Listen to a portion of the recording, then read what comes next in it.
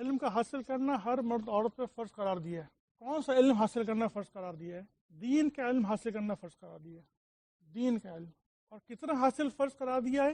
اتنا حاصل کرنا ہے کہ کم از کم نماز، روزہ، حج، زکوٰۃ، ناپاکی ناپاکی اور دوسرے جو دنیا کے روزمرہ کے مسائل ہیں اس کے بارے میں اس کے مکمل معلومات ہو.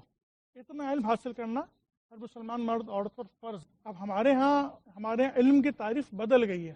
علم کی تعریف یہ ہے کہ دنیاوی تعلیم حاصل کی جائے جس قدر زیادہ ہو، اور نیت اس سے کیا ہوتی ہے؟ دنیا کمانا. ہمارے اکابر فرماتے ہیں کہ جو دنیاوی تعلیم حاصل کر رہے ہیں یہ علم نہیں ہے، یہ ہنر ہے. جس طرح ایک بڑھئی کام سیکھتا ہے اور بعد میں کچھ ہنر کے ذریعے پیسہ کماتا ہے، روزگار کماتا ہے، راج مزدور کام سیکھتا ہے، اس کے بعد اس ہنر کے ذریعے پیسے کماتا ہے. اسی طریقے سے جو دنیاوی علم ہے اس کو بھی ہنر کہا گیا ہے. علم جس کو سیکھنے کے لیے کہا گیا ہے یہ وہ علم ہے جو کہ اللہ کی ذات صفات کی پہچان کرواتا ہے. اللہ نے یہ کائنات بنائی ہے اپنی ذات صفات کی پہچان کروانے کے لیے.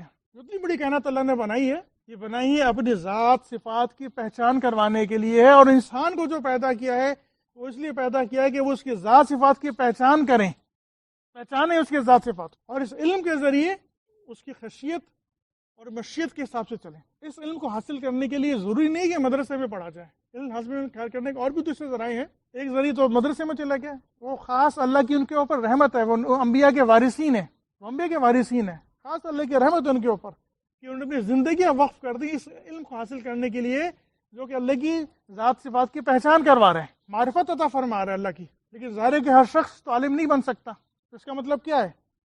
غیر عالم اللہ کی ذات صفات نہیں پہچان سکتا؟ ایسا نہیں ہے.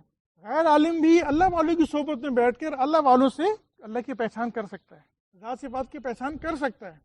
اس کے لیے اس کو اللہ والوں کی صحبت میں بیٹھنا پڑے گا.